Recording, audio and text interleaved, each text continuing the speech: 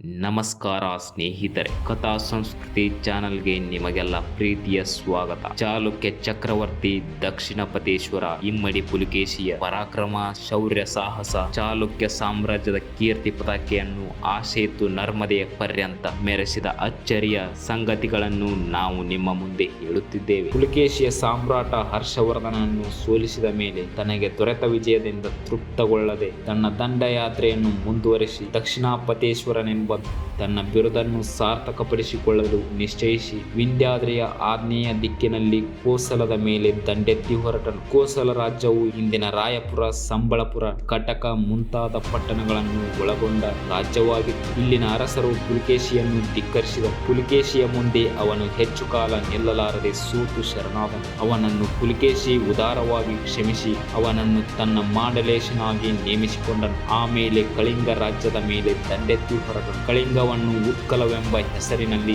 ಹಿಂದಿನಿಂದಲೂ ಪ್ರಸಿದ್ಧವಾಗಿತ್ತು. ಉತ್ತರದಲ್ಲಿ ವೈತರಣಿ ನದಿ, ದಕ್ಷಿಣದಲ್ಲಿ ಮಹೇಂದ್ರಗಿರಿ, ಪೂರ್ವದಲ್ಲಿ ಬಂಗಾಳ ಕೊಲ್ಲಿಯವರೆಗೂ ಇತ್ತು. ಕಳಿಂಗಾಧಿಪತಿಯು ಪುಲಿಕೇಶಿಯನ್ನು ಎದುರಿಸದೆ ಅವನಿಗೆ ಸಾಮಂತನಾಗಿರಲು ಒಪ್ಪಿಕೊಂಡು ಅವನ ಮಗಳನ್ನು ವಿವಾಹವಾಗಿ ಪುಲಿಕೇಶಿ ತನ್ನ ರಾಜ್ಯಕ್ಕೆ ಹಿಂದಿನಿಂದಲೂ ಕಿರುಕುಳ ಕೊಡುತ್ತಿದ್ದ ಪಲ್ಲವರ ಪಿಷ್ಟಪುರದ ಮೇಲೆ ಬಿದ್ದ. ಇಂದಿನ ಆಂಧ್ರ ಪ್ರದೇಶದ ಗೋದಾವರಿ ಜಿಲ್ಲೆಯ ಕಾರನಾಡಿಗೆ 12 ಮೈಲಿ ದೂರದಲ್ಲಿರುವ ಪಿಷ್ಟಾಪುರವು ಆ ಕಾಲದಲ್ಲಿ ಮಹಾನಗರವಾಗಿತ್ತು. ಇದಕ್ಕೆ ಸುಭದ್ರವಾದ ಕೋಟೆ ಕೊತ್ತಲಗಳು ಇದ್ದವು. ಅದು ಶತ್ರು ದಾಳಿಗೆ ಸುಲಭವಾಗಿ ವಶವಾಗುವಂತೆ ಇರಲಿಲ್ಲ. ಅಲ್ಲಿ ಪಲ್ಲವರ ದೊಡ್ಡದೊಂದು ಸೈನ್ಯ ಇತ್ತು. ಇದನ್ನು ಪುಲಿಕೇಶಿ ಸುಲಭವಾಗಿ ಗೆದ್ದು ಅಲ್ಲಿ ತನ್ನ ವರಾಹಾಂಕಿತ ಧ್ವಜವನ್ನು ಏರಿಸಿ ತನ್ನ ಅಧಿಕಾರಿಯೊಬ್ಬನನ್ನು ಅಲ್ಲಿ ಮಾಂಡಲೇಶನಾಗಿ ನೇಮಿಸಿ ರಾಜಧಾನಿಗೆ ಹಿಂದಿರುಗಿದಾಗ ಅವನಿಗೆ ಪುತ್ರೋತ್ಸವವಾಗಿತ್ತು. ಕದಂಬ ಪುತ್ರಿ ಉಮಾದೇವಿಯಲ್ಲಿ ಒಬ್ಬ ಮಗನು, ಗಂಗರಾಜ ಪುತ್ರಿ ಗಂಗಾ ಮಹಾದೇವಿಯಲ್ಲಿ ಒಬ್ಬನು, ಉತ್ಕಲ ರಾಜಪುತ್ರಿಯಲ್ಲಿ ಒಬ್ಬ ಮಗನು ಹುಟ್ಟಿದ್ದರು. ಇವರಿಗೆ ಕ್ರಮವಾಗಿ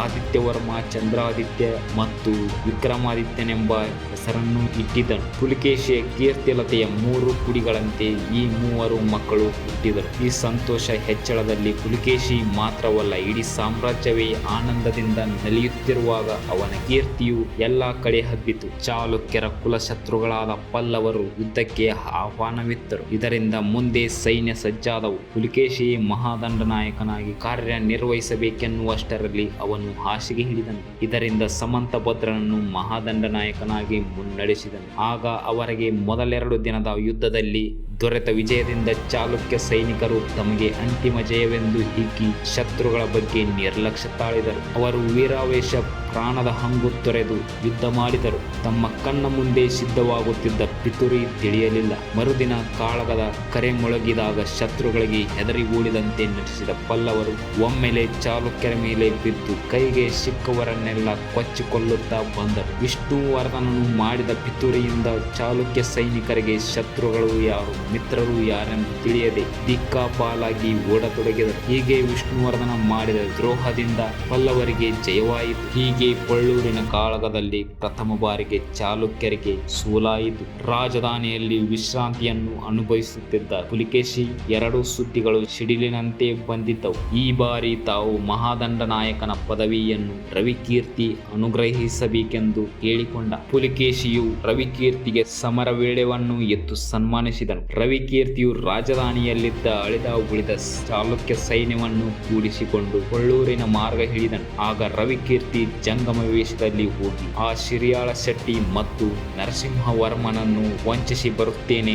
ನಾನು ಕೊಡುವ ಸಂಕೇತ ಅರಿತು ನೀವು ಕಾಂಚಿಯ ಮೇಲೆ ದಾಳಿ ಮಾಡಿ ಅದು ನಿಮಗೆ ಸುಲಭವಾಗಿ ವಶವಾಗುತ್ತದೆ. ಹೀಗೆ ಹೇಳಿ ರವಿಕೀರ್ತಿ ಆಪ್ತ ಸಂಗಡಿಗರೊಡನೆ ಹೊರಟ. ಜಂಗಮ ವೇಷದಲ್ಲಿ ಕಾಂಚೀಪುರ ತಲುಪಿದ ಹಾಗೆ ಮುಂದೆ ಅವನು ಸಮಂತಭದ್ರನಿಗೆ ಈ ಎಲ್ಲ ವಾರ್ತೆಯನ್ನು ರಹಸ್ಯವಾಗಿ ಕಳುಹಿಸಿ ಮುಂದೆ ಬರಲಿರುವ ಶಿವರಾತ್ರಿ ದಿನ ದಂಡೆತ್ತಿ ಬಂದು ಕಾಂಚಿಯನ್ನು ಮುತ್ತಬೇಕೆಂದು ಹೇಳಿಕೊಂಡ.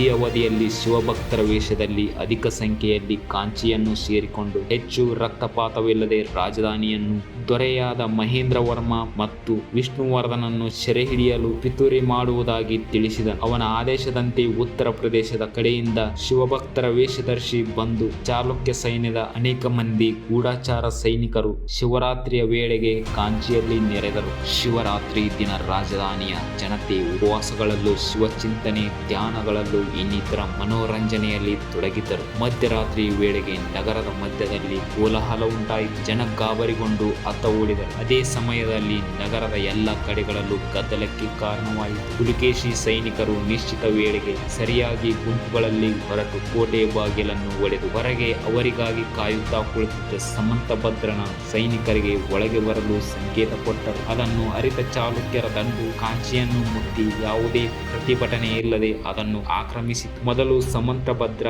ಸೈನಿಕರ ಶಿಬಿರದ ಮೇಲೆ ಬಿದ್ದು ಅಲ್ಲಿದ್ದ ಶಸ್ತ್ರಾಸ್ತ್ರ ಇನ್ನಿತರ ಯುದ್ಧ ಉಪಕರಣಗಳನ್ನು ವಶಪಡಿಸಿಕೊಂಡ. ಗುಡಾರಗಳಿಗೆ ಬೆಂಕಿ ಇಟ್ಟನು. ಒಮ್ಮೆಲೆ ಒದಗಿದ ಈ ದಾಳಿಯಿಂದ ಪಲ್ಲವರ ಸೈನ್ಯ ಎಚ್ಚರಗೊಳ್ಳುವ ಮೊದಲೇ ಅವರ ಶತ್ರುಗಳ ಕೈಗೆ ಸಿಕ್ಕಿ ಹತರಾಗಿದ್ದರು. ಇನ್ನೂ ಕೆಲವರು ಗಾಯಗೊಂಡು ಉರುಳಿದರು. ಇಷ್ಟೆಲ್ಲ ಆದ ಸಮಂತಭದ್ರ ತನ್ನ ದಳದೊಡನೆ ಹೊರಟು ಯಾವುದೇ ಸುಳಿವು ಕೊಡದೆ ಪಲ್ಲವ ಮಹೇಂದ್ರವರ್ಮ ಹಾಗೂ ವಿಷ್ಣುವರ್ಧನನ ಅರಮನೆಗೆ ದಾಳಿ ಇಟ್ಟರು. ಅವರನ್ನು ಸೆರೆ ಹಿಡಿದರು. ಅದೆಲ್ಲ ಕಣ್ಣು ಮುಚ್ಚಿ ತೆರೆಯುವುದರೊಳಗೆ ನಡೆದು ಹೋಗಿತ್ತು. ಜೊತೆಗೆ ಹೆಚ್ಚು ರಕ್ತಪಾತ ಹೋರಾಟವಿಲ್ಲದೆ ಪಲ್ಲವರ ಕಾಂಚಿ ಕೈಬಿಟ್ಟು ಹೋಗಿತ್ತು. ಎಲ್ಲರೂ ರವಿಕೀರ್ತಿಯು ಮಾಡಿದ ಕಾರ್ಯದಂತೆ ನಡೆದಿತ್ತು. ಹೀಗೆ ಇಷ್ಟಕ್ಕೆಲ್ಲ ತನ್ನ ನಿರ್ಲಕ್ಷ್ಯವೇ ಕಾರಣವಾಯಿತೆಂದು ಮಹೇಂದ್ರವರ್ಮನಿಗೆ ವ್ಯಥೆಯಾಯಿತು. ಅವನು ನಿರ್ವಾಹವಿಲ್ಲದೆ ಚಾಲುಕ್ಯರ ಕೈಯಿಂದ ಕಾಂಚಿ ಸಂಪೂರ್ಣವಾಗಿ ನಾಶವಾಗುವುದನ್ನು ತಪ್ಪಿಸಲು ಸಮಂತಭದ್ರನಲ್ಲಿ ಸ್ನೇಹ ಭಿಕ್ಷೆ ಬೇಡಿದನು. ರವಿಕೀರ್ತಿಯ ಪ್ರಯತ್ನದಿಂದ ಪಲ್ಲವರಿಗೂ ಚಾಲುಕ್ಯರಿಗೂ ಗೌರವಪೂರ್ಣ ಒಪ್ಪಂದ ಏರ್ಪಟ್ಟಿತು. ಅದರಂತೆ ಮಹೇಂದ್ರವರ್ಮನು ಚಾಲುಕ್ಯರ ಮಾಂಡಲೇಶ್ವರನಾಗಿರಲು ಒಪ್ಪಿಕೊಂಡ. ಅಲ್ಲದೆ ತಾನು ಆಶ್ರಯ ಕೊಟ್ಟಿದ್ದ ವಿಷ್ಣುವರ್ಧನನನ್ನು ಶತ್ರುಗಳಿಗೆ ಬಿಟ್ಟುಕೊಡಲು ಸಮ್ಮತಿಸಿದ. ಚಾಲುಕ್ಯರಿಗೆ ವೆಂಗಿ ಮಂಡಲ ಬಿಟ್ಟುಕೊಡಲು ಒಪ್ಪಿದ. ಪುಲಿಕೇಶಿಯು ಪಲ್ಲವರ ಮೇಲೆ ದೊರೆತ ದಿಗ್ವಿಜಯದಿಂದ ಹಿಗ್ಗದೆ ಪಲ್ಲವ ಮಹೇಂದ್ರವರ್ಮನನ್ನು ಗೌರವದಿಂದಲೇ ನಡೆಸಿಕೊಂಡು ಅವನಿಗೆ ಸ್ನೇಹ ಹಸ್ತ ನೀಡಿದ. ತನಗೆ ದ್ರೋಹ ಬಗೆದ ರಾಷ್ಟ್ರಘಾತುಕ ಕಾರ್ಯದಲ್ಲಿ ತೊಡಗಿದ. ಚಾಲುಕ್ಯ ವಂಶಕ್ಕೆ ಕಳಂಕದಂತಹ ವಿಷ್ಣುವರ್ಧನನ ಬಗ್ಗೆ ಅವನಿಗೆ ಕರುಣೆ ಉಂಟಾಗಲಿಲ್ಲ. ಅವನ ವಿಚಾರಣೆಗೆ ಗುರಿಪಡಿಸಿ ಸಾಮಾನ್ಯ ಪ್ರಜೆಯಂತೆ ದಂಡಿಸಬೇಕೆಂಬುದೇ ಪುಲಿಕೇಶಿಯ ಆಶಯವಾಗಿತ್ತು. ಅವನನ್ನು ಸಹೋದರನಂತೆ ತಿಳಿಯದೆ ರಾಷ್ಟ್ರದ್ರೋಹಿಯಂತೆ ನಡೆಸಿಕೊಂಡು ಸೆರೆಮನೆಯಲ್ಲಿ ಇರಿಸಿದ್ದನು. ವಿಷ್ಣುವರ್ಧನನು ಎದ್ದು ನಿಂತು, ನಾನು ಸಾಮ್ರಾಜ್ಯದ ಉಟ್ಕೊಂಡು ಬೆಳೆದಿದ್ದ ಸಾಮ್ರಾಜ್ಯಕ್ಕೆ ದ್ರೋಹ ಬಗೆದಿರುವ ನೀಚ. ಸಮಂತಭದ್ರರು ಆರೋಪಿಸಿರುವ ಎಲ್ಲ ಅಪರಾಧಗಳನ್ನು ನಾನು ಮಾಡಿದ್ದೇನೆ. ಇವೆಲ್ಲವೂ ನನ್ನ ಸ್ವಯಂ ಅಪರಾಧಗಳು. ಆ ಬಗ್ಗೆ ನನಗೆ ಪಶ್ಚಾತ್ತಾಪ ಉಂಟಾಗಿದೆ. ಪಶ್ಚಾತ್ತಾಪ ಪಟ್ಟು ಪ್ರಯೋಜನವಿಲ್ಲ. ಧರ್ಮಾವತಾರರು ಯಾವ ಶಿಕ್ಷೆಯನ್ನು ವಿಧಿಸಿದರೂ ಅದನ್ನು ಸಂತೋಷದಿಂದ ಅನುಭವಿಸುತ್ತೇನೆ. ಸಮಂತಭದ್ರನ ಸಲಹೆಯಂತೆ ವಿಷ್ಣುವರ್ಧನ ಮಾಡಿದ ಸರ್ವ ಅಪರಾಧಗಳನ್ನು ಕ್ಷಮಿಸಿ ಅವನಿಗೆ ಪ್ರಾಣದಾನ ನೀಡಿದನು. ಅಷ್ಟೇ ಅಲ್ಲದೆ ಪ್ರಧಾನ ಸಮಂತಭದ್ರನ ಸಲಹೆಯಂತೆ ಮುಂದೆಂದು ವಿಷ್ಣುವರ್ಧನನ ಹೃದಯದಲ್ಲಿ ವಿದ್ರೋಹ ಸುಳಿಯದಂತೆ ಅವನಿಗೆ ವೆಂಗಿ ಮಂಡಲ ಸಾರ್ವಭೌಮ ಪದವಿಯನ್ನು ಅನುಗ್ರಹಿಸಿ. ಹೀಗೆ ಪುಲಿಕೇಶಿ ಔದಾರ್ಯ ಸಹೋದರ ವಾತ್ಸಲ್ಯ ಮೆರೆದು ಬಹುಕಾಲದ ಮನಸ್ತಾಪದ ಬೇಗೆಯನ್ನು ನಂದಿಸಿ ಸಾಮ್ರಾಜ್ಯ ಅಮೃತ ವರ್ಷವನ್ನೇ ಕರೆಯಿತು. ಈ ವಿಡಿಯೋ ನಿಮಗೆ ಇಷ್ಟವಾದರೆ ಲೈಕ್ ಮತ್ತು ಸಬ್ಸ್ಕ್ರೈಬ್ ಮಾಡಿ. ಧನ್ಯವಾದಗಳು.